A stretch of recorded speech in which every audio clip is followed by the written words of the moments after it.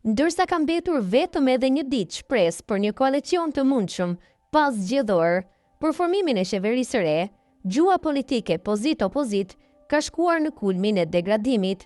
Koalicioni për balotazhin në vushtri që kryetari i Degës së LDK-s, Xhafer Tahiri, e lidhi me lëvizjen vetëvendosje, ka shpërsuar edhe më tej situatën. Por rrjedhoi edhe gjua politike e kreut të LDK-s Lumir Abdi Xhiku dhe kryeministrit në detyrë Albin Kurti është bërë dukshëm më ashpër. Madje sipas Lumir Abdi Xhikut, ndërsa vite më parë ishte krenari i fotografimi me Albin Kurtin, tani kjo gjë është shndërruar në turp. Në vitin 2020 u kanë mirë medal me Albin Kurti në fotografi, Tasha Marre, tha kreu i LDK-s në një debat televiziv. Lidhur me këtë, në një prononcim për gazetën Bota Sot, foli analisti politik Zeinullah Jakupi. Sipas tij, Abdi Xhiku po e portretizon Kurtin si autokrat, përçarës dhe pengesë për bashkëpunim opozitar, çka sinjalizon një pozicionim të qartë konkurruese, jo bashkëpunues. Ky lloj diskursi zakonisht nuk është rastësor. Ai ndodh në periudha kur partitë ndjejnë nevojën të dallojnë qartë nga një kundërshtar që dominon skenën politike, si vetëvendosja sot, dhe duan të mobilizojnë elektoratin e tyre tradicional që mund të jetë ndjer i pushtuar nga narrativa e vetëvendosjes, thekson Jakupi. Sa i përket mundësive për bashkëpunim mes LDK-s dhe vetëvendosjes, analisti ka thënë se historia e prishjes së qeverisë Kurti 2020 ka lënë flak të hapura mes subjekteve. Ka disa arsye, historia e prishjes së qeverisë Kurti 2020 ka lënë flak të hapura mes dy subjekteve. Mungesa e besimit është ende e thellë.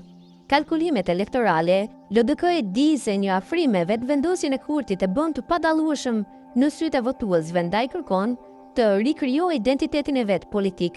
Roli i opozitës, Abdi Xhiku po përpiqet të pozicionojë LDK-n si alternativë të qartë qeverisë aktuale, jo si partner potencial të saj, shpjegoi ai.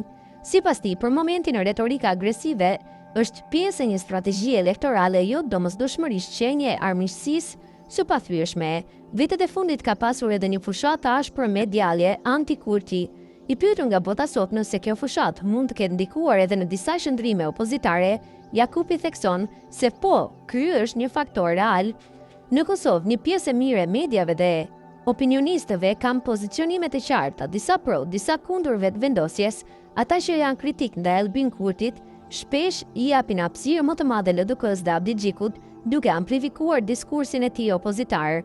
Kjo krijon një ekosistem komunikimi që nxit më shumë konfrontim se sa bashkëpunim. Nga ana tjetër, edhe mediat më afër vetëvendosjes shpesh reagojnë me ton të fortë, duke thelluar ndasit, vlerëson Jakupi. Në përfundim ai nënvizon disa pika kyçe të analizës së tij. Diskursi agresiv është më shumë strategjik se emocional. Bashkëpunimi LDK vetëvendosje është politikisht i ngrirë, jo i vdekur përfundimisht. Mediat dhe opinionistët po luajnë rol të dukshëm në polarizimin e narrativës politike. Në thelb, të dyja partitë po përgatiten për një garë elektorale frontale, ku secila dëshiron të jetë boshti kryesor i qendresës politike, përfundoi Jakupi.